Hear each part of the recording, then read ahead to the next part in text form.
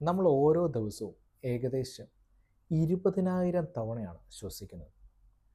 നമ്മൾ ഈ ശ്വസിക്കുമ്പോൾ നമ്മുടെ ശരീരത്തിനകത്ത് നടക്കുന്ന ഈ പ്രക്രിയ എത്ര മാത്രം അത്ഭുതകരമാണെന്ന് നമ്മൾ പലപ്പോഴും ചിന്തിച്ചിട്ടുണ്ടോ? നമ്മൾ ശ്വാസം എങ്ങനെ എടുക്കുന്നു, നമ്മൾ ശ്വസിക്കുന്ന വായുവിൽ എന്തെല്ലാം ഗ്യാസുകളുണ്ട്, ആ വായു ലങ്സിലെത്തിയാൽ എന്താണ് സംഭവിക്കുന്നത്, നമുക്കൊന്ന് നോക്കാം. നമ്മൾ ശ്വാസം എടുക്കുന്നതിനെ ഇൻഹലേഷൻ എന്നാണ് പറയുന്നത്. ഈ സമയത്ത് ഡയഫ്രം താഴോട്ട് പോവുകയും അതോടൊപ്പം റിബ് കേജ് കുറച്ച് വെളിയിലോട്ട് വരികയും ചെയ്യും.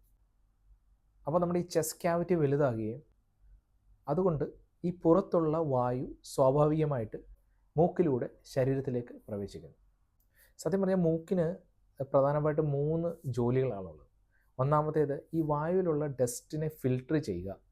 അതുകൂടാതെ ഈ വായുവിനെ കുറച്ച് വാമാക്കുക, ഒന്ന് ചൂടാക്കുക. അതുമാത്രമല്ല, നമ്മൾ ശ്വസിക്കുന്ന വായുവിനെ മോയ്സ്ചറൈസ് ചെയ്യുക, അതായത് ഒന്ന് ഹ്യൂമിഡിഫൈ ചെയ്യുക. നമ്മൾ ഈ ശ്വസിക്കുന്ന അറ്റ്മോസ്ഫിയറിക് എയറിൽ ഓക്സിജൻ മാത്രമല്ല ഉള്ളത്. പ്രധാനമായിട്ടും ഏകദേശം 78% നൈട്രജനും ഏകദേശം 21% ഓക്സിജനും 0.04% കാർബൺ ഡൈ ഓക്സൈഡുമാണ് ഉള്ളത്. ഇത് കൂടാതെ വാട്ടർ വേപ്പർ, മറ്റ് ട്രേസ് ഗ്യാസസ് എന്നിവയും ഉണ്ട്. ലങ്സിൽ ഈ ചെറിയ എയർ സാക്കുകളുണ്ട്, ലക്ഷക്കണക്കിന് എയർ സാക്കുകളുണ്ട് എന്നാണ് പഠനങ്ങൾ പറയുന്നത്. അപ്പോൾ ഈ എയർ സാക്കുകളെ ആൽവിയോള എന്ന് പറയുന്നു.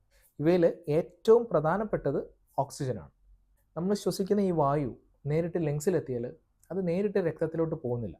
ഈ ആൽവിയോള എന്ന് പറയുന്നത് ചെറിയ ബലൂൺ പോലെ ഉള്ള ഒരു ലങ്സിനകത്തുള്ള ഒരു ഭാഗമാണ്. ഈ ആൽവിയോളയുടെ ചുറ്റും ചെറിയ ചെറിയ ബ്ലഡ് വെസൽസ് ഉണ്ട്. ഇവിടെയാണ് ഈ ഗ്യാസ് എക്സ്ചേഞ്ച് നടക്കുന്നത്. ഈ ആൽവിയോളയിലുള്ള വായുവിൽ ഓക്സിജൻ്റെ കോൺസെൻട്രേഷൻ കൂടുതലുണ്ട്. പക്ഷേ നമ്മുടെ രക്തത്തിൽ ഓക്സിജൻ്റെ ലെവൽ കുറവാണ്. അതുകൂടാതെ കാർബൺ ഡൈ ഓക്സൈഡിൻ്റെ അളവ് കൂടുതലുമാണ്. അപ്പോൾ ഈ ഒരു സമയത്ത് ഈ കാർബൺ ഡൈ ഓക്സൈഡ് ആൽവിയോളയ്ക്കകത്തോട്ട് വരികയും ഈ ആൽവിയോളയ്ക്കകത്തുള്ള ഓക്സിജൻ ബ്ലഡിനകത്തോട്ട് വരികയും ചെയ്യുന്നു. അതിനെ ഡിഫ്യൂഷൻ എന്നാണ് പറയുന്നത്. അതായത് ഓക്സിജൻ ആൽവിയോളയിൽ നിന്ന് രക്തത്തിലോട്ട് കടക്കുകയും കാർബൺ ഡൈ ഓക്സൈഡ് രക്തത്തിൽ നിന്ന് ആൽവിയോളയിലേക്ക് കടക്കുകയും ചെയ്യുന്നു.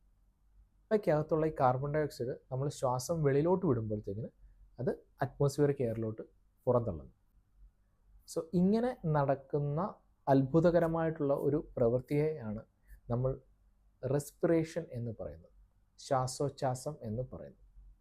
Thank you.